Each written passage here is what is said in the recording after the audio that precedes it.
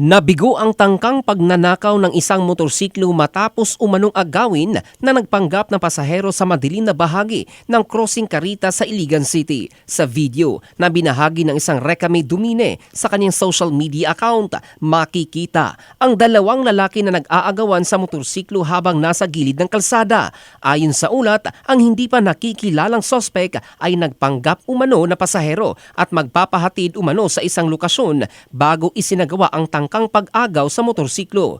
Sa kabutihang palad, may dumaan na isa pang sasakyan sa mismong oras ng insidente, kaya hindi natuloy ang tangkang pagnanakaw. Dahil dito, napilitang iwan ng sospek ang motor at mabilis na tumakas mula sa lugar. Dagdag pa, sinasabing isa umano itong bagong modo sa lugar kung saan sasakay muna bilang pasahero ang sospek at hihintayin na makarating sa madilim at hindi mataong lugar bago agawin ang motorsiklo at tatakas. Ang naturang insidente ay naiulat na sa pulisya kaya't pinaaalalahanan ang mga motorcycle driver na maging mapagmatyag sa pagtanggap ng mga pasahero, lalo na kapag bumibiyahe sa gabi o sa mga liblib na lugar, habang hinihikayat din ang sinumang may impormasyon tungkol sa sospek na makipag-ugnayan sa mga otoridad.